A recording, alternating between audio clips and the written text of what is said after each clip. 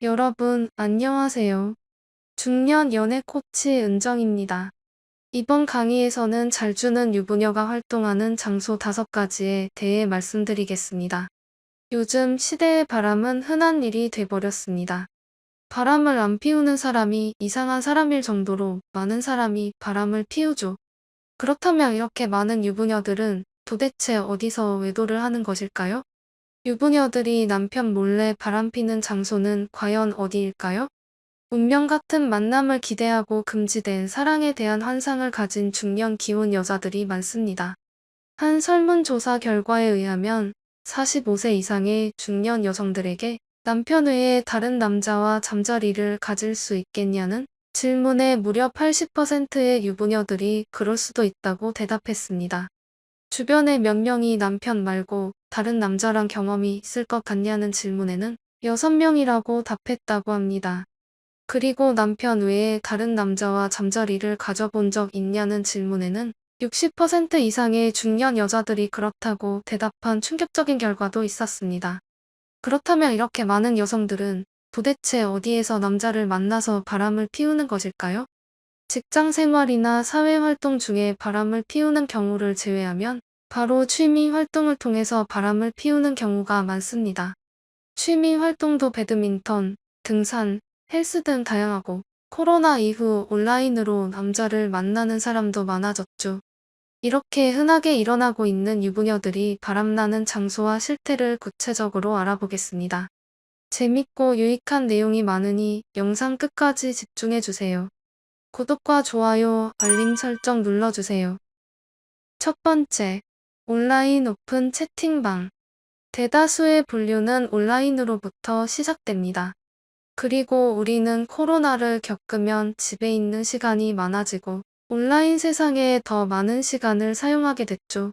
집에서 다른 사람과 나를 연결시켜주는 것은 전화 연락망과 온라인뿐이었습니다.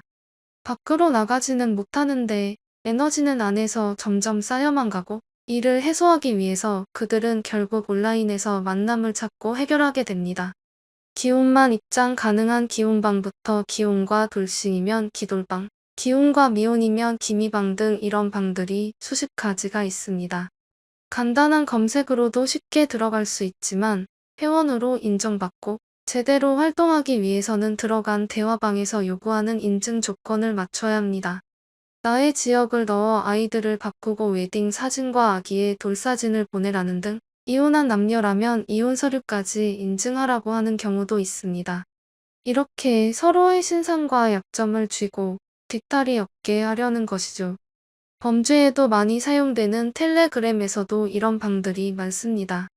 쉽게 추적과 탐지가 어려워 숫자가 점점 늘어나고 있으며 카카오톡에서 텔레그램 유도해서 텔레그램에서 본격적으로 활동을 시작하기도 하죠.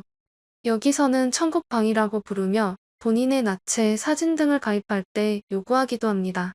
이런 온라인 만남에선 특히 기혼자들이 인기가 많습니다. 자녀와 배우자에게 걸리지 않기 위해 서로 조심해야 하고 이런 사정을 잘 아는 이들은 동질감과 함께 오히려 서로 조심해야 하는 그런 조건과 상황이 안전하다고 생각하는 것이죠. 불륜의 파트너로서 돌싱과 미혼보다 기혼자를 선호하는 이유입니다. 운동 동호회들도 인터넷으로 시작하면서 변질되는 경우가 많았지만 이런 온라인 채팅방은 아예 처음부터 작정하고 만들어진 것들이기 때문에 욕망을 숨기지 않고 드러내며 서로 쉽게 만남을 가집니다. 중년분들뿐만 아니라 20대 후반, 30대 초반의 젊은 기혼자들도 많이 있으며 지역 모임을 통해 많은 만남을 가지고 있는 것으로 밝혀졌습니다. 휴대폰 하나만 있다면 장소와 시간에 구애받지 않고 손쉽게 할 수 있기 때문에 정말 많은 사람들이 빠져 있습니다.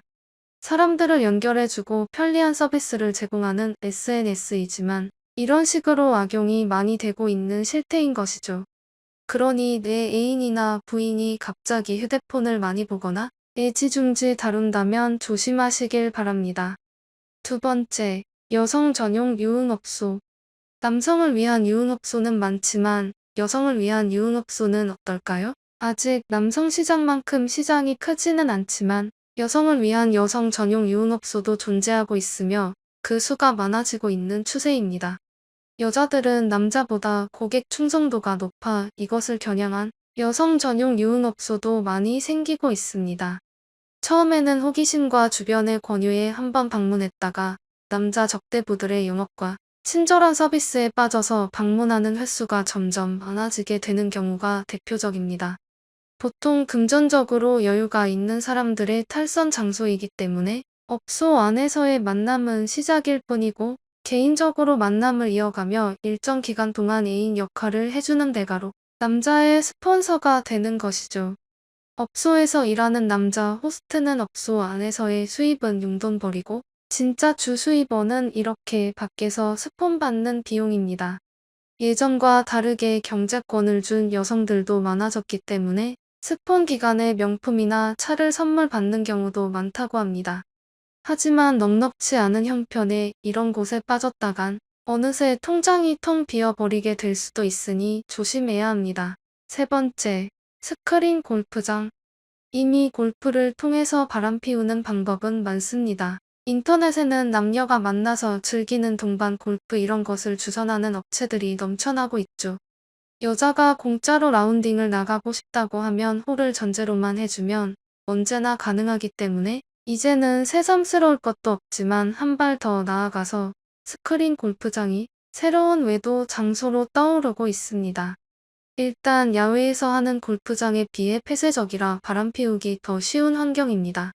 필드는 보는 눈도 많고 바깥이라서 아무래도 행동에 제약이 있는 것이 사실이지만 스크린 골프장은 안에서 무슨 일이 벌어지는지 밖에 있는 사람들은 알 수 없죠. 술 한 잔 곁들이면서 할 수도 있기 때문에 무슨 일이 일어나기에 좋은 조건을 다 갖추고 있습니다. 남자 여자 따로 갔다가 마음에 들면 합석하기도 하고 같이 놀다가 마음에 들면 파트너가 되는 경우도 많습니다. 밖에서 라운딩을 나가려면 시간도 많이 써야 하고 돈도 많이 소비해야 하지만 스크린 골프는 비용 부담이 크게 없고 어두컴컴한 밤에도 할 수 있으니 시간의 제약 또한 없습니다. 처음에 스크린 골프를 하면서 만나며 간도 보고 스킨십도 하다가 마음이 맞으면 필드로 나가는 경우도 많습니다. 이를 목적으로 아예 남녀의 짝을 맞춰주면서 술을 팔아 매출을 올리는 스크린 골프 연습장까지 있는 상황입니다. 네 번째, 등산. 여러분도 등산하다가 바람이 난 것에 대하여 주변에서 많이 들어보셨을 겁니다. 실제로 중장년의 취미활동 1순위가 등산이라고 합니다. 하지만 등산만 하기엔 뭔가 아쉽고 허전하다고들 많이 말합니다. 같이 산에 다니다가 내려와서 막걸리 한잔하면서 눈이 맞거나 애초부터 불륜을 목적으로 산악회에 가입하는 일까지 흔하게 일어나고 있는 상황입니다.